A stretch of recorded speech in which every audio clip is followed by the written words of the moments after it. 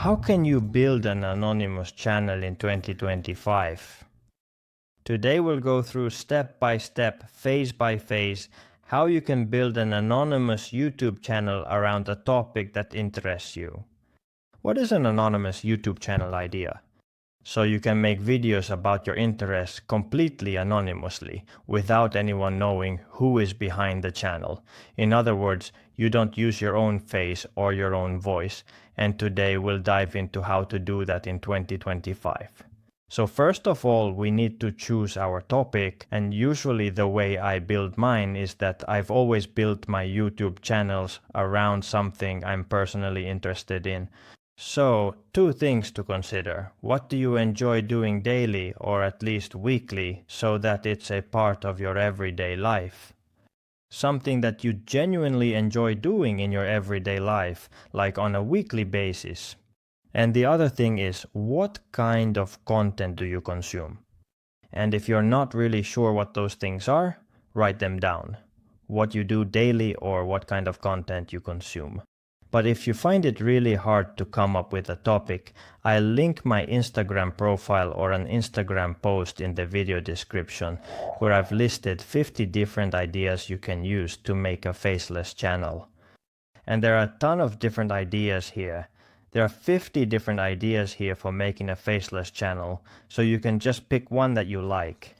Next, let's take a look at whether people are actually searching for it and if it's something you could make YouTube videos about. And let's download something from the Chrome Web Store called the vidLQ Vision for YouTube. This is a really important tool for us to find out if the topic is actually a potential one. So go ahead and download it from there. I'll also link it in the video description. And now that we've downloaded vidLQ, let's go to regular YouTube and start entering the topics we've written down. So, for example, I'll pick something like, I'm interested in martial arts. We get this vidLQ extension here, this overall score, and this is really important for us when we start researching our topic to see if there are searches for it, if people are looking for it, and what kind of competition there is. And let's focus on this competition versus volume thing. That is, we look for where the volume is really high and the competition is as low as possible. So this would be a potential topic to make videos about, to see what kind of content is here, jot down some notes about the types of content, and start watching those videos with an eye for how they've actually been made. And pick out elements from there that you would like to use in your own videos. We're not copying them, but we'll tweak them a bit so you can use them in your own videos, kind of making use of that structure, you know. And then once we've looked at a few of those channels and videos, like looking at the channel's videos overall, and since we have the vidIQ extension installed, we get this outlier score. And these are what we want to look at when we're choosing our topic to see what kinds there are here. Because that outlier score essentially shows or indicates just how much more views that particular video has gotten compared to its normal videos, especially in comparison to its usual performance. It comes out to 9.3, meaning this video has gotten 9.3 times more views in this martial arts topic than its usual martial arts videos. So let's make a note of those that have gotten significantly more views. Here, for example, there's one with 7.4 times more, so write down those that have gotten a lot more views, because that makes it easier for you and proves to you that videos of that style work well in that topic. And now that we have those video topics written down, we'll start by creating a script for them so that we can finish the video. And I'll now share a Google Docs file in the video description, which contains a ready-made ChatGPT prompt that you can use to start working on your script. Then here you can add your own topic. Here, enter your own video topic that you want to work on right now. Now, let's imagine that I want to make a video about martial arts in general. So I'll write, I'm making a YouTube video about martial arts, and now this will generate a really detailed structure for us on how we can make a video like that about martial arts. So this is closely related to how to get started with martial arts, for example. Now it gave us a structure for how we can start exploring that video. But we also wanted to give us direct instructions on how to start writing the script. How can we start building it? So next, let's enter the prompt. I'll add it here to the Google Docs so you can copy it from there. So I put in this prompt, thank you. Now write me a script outline on the topic, martial arts as a hobby, which I can use to start making the video. Give me specific questions that I can start answering and use to build the script. And now it gave us really specific questions about how we can start building this. And here there's a good introduction, what martial arts are, the diversity of martial arts, and what kinds of martial arts exist. So we're clearly addressing what kinds of disciplines there are, and the way we're going to build this is by taking them one at a time from here and always use this same ChatGPT chat. So here we have an introduction, what a martial art or what martial arts are, and the question is right there. So we'll start by answering this question first, and we'll write the following prompt for it. So write like this. Thank you. This structure is good. Let's start clearly. Begin by writing for me the section about what martial arts are in more detail. So now when we write that, it will start writing for us in much more detail about what a martial art is. And as you can see, it actually writes quite a lot. It's always a good idea to read through this, and if you notice any mistakes, then correct them. Tell it to correct, like, okay, this is wrong. If you know yourself that, for example, it goes another way, then give it a news article or your own knowledge, like this is how it is, and correct it that way. Let's copy all of this, so we'll leave out the hello everyone. You should never use anything like hello everyone, because, well, that's a bit 12 or 14 chapter. Let's take a new doc, even though I'm copying it here now, so let's copy that. And now we have the video introduction there, and actually it's a good idea. Let's remove all this kind of fluff from there, and this is now the introduction.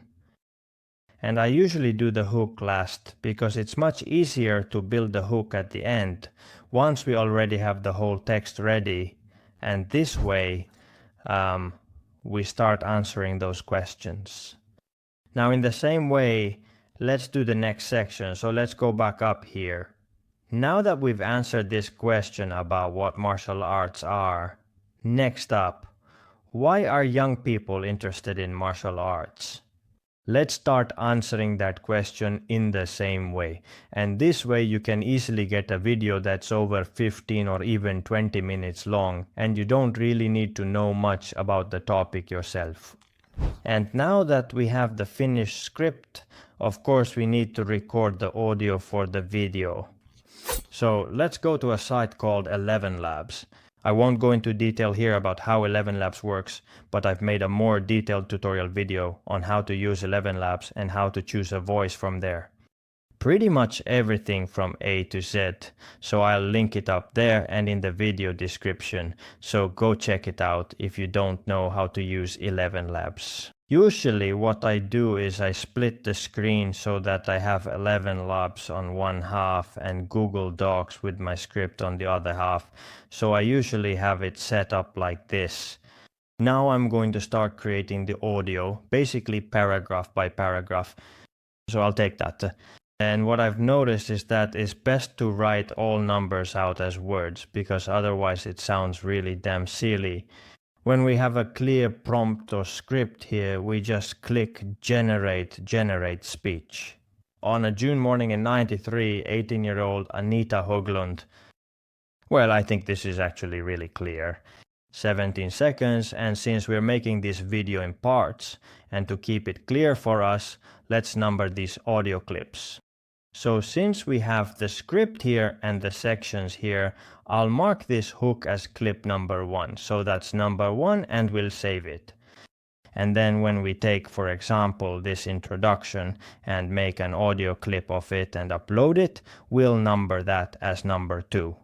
So we have 1, 2, 3, 4, 5, 6, and as many audio clips as there end up being from this finished script.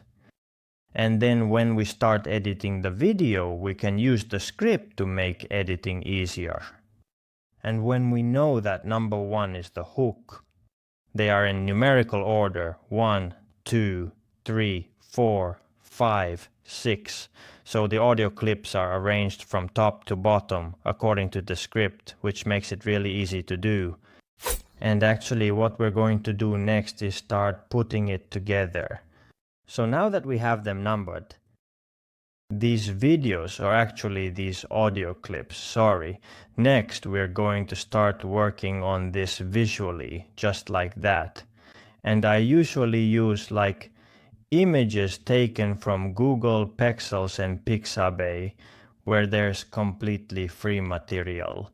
And I start building the audio based on the videos and images. And what I generally start doing is that whatever is being talked about in the voiceover about the topic, I create related images and videos and add them in. For example, here I have some old video of Seppo Taalasmaa.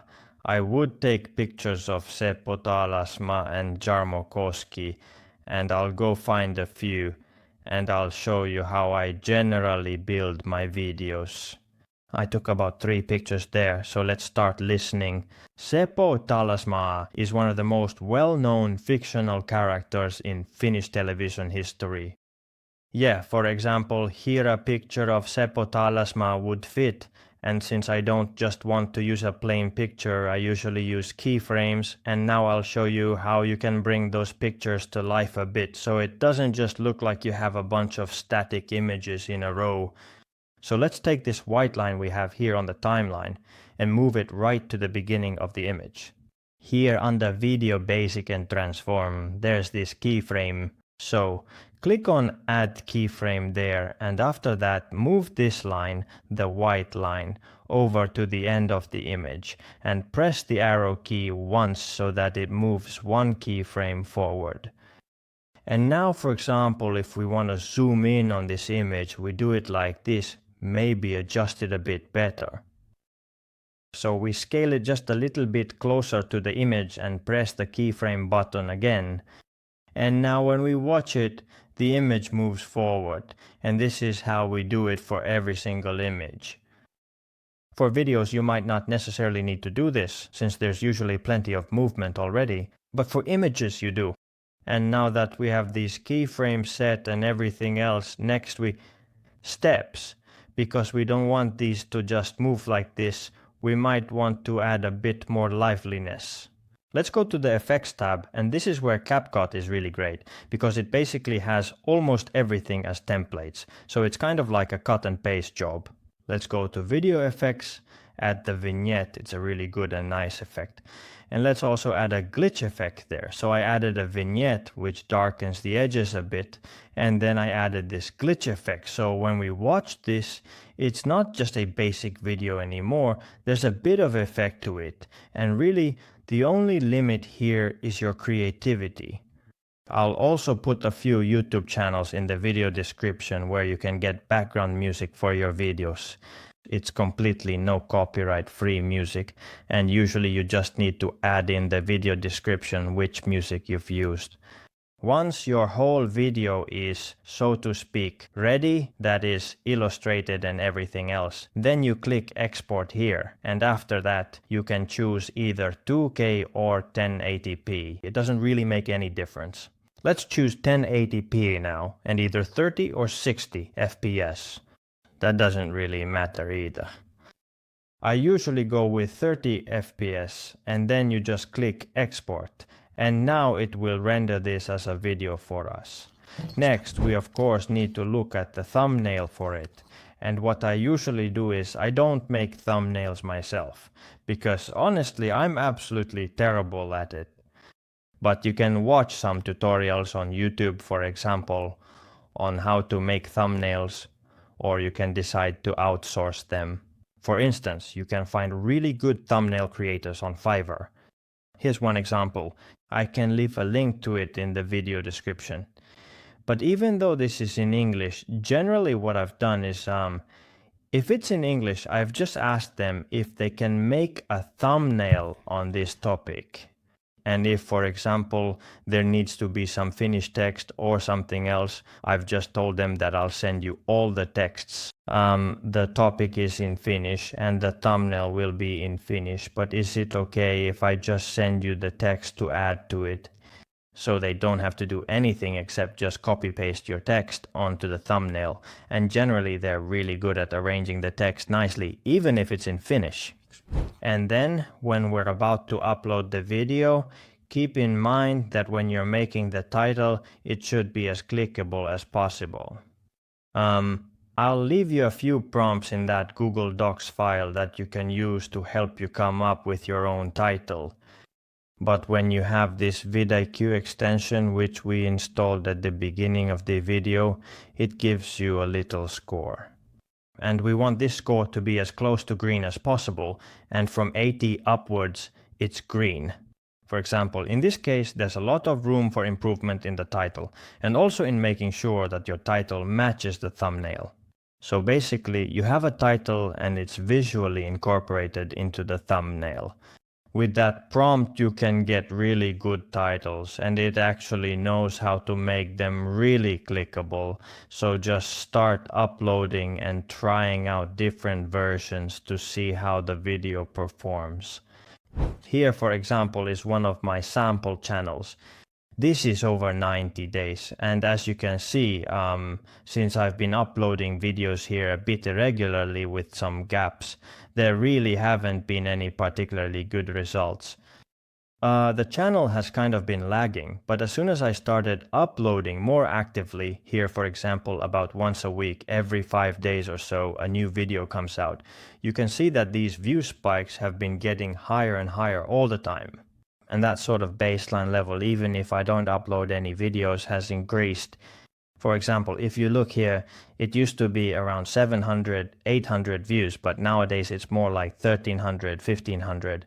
And as you can see, it's been going up all the time. And then if we open this estimated revenue tab, it's the same story here. So when I've uploaded irregularly, I've also gotten irregular results. And, well, ad revenue has actually dropped a lot, but now that I've been uploading actively and regularly, you can see that the spike has been rising all the time. And so like here, even though I haven't uploaded any videos, it's been about 2.5 euros per day. But now, even if I don't upload anything at all, it's still about 7 or 8 euros a day. And this is all purely Finnish content.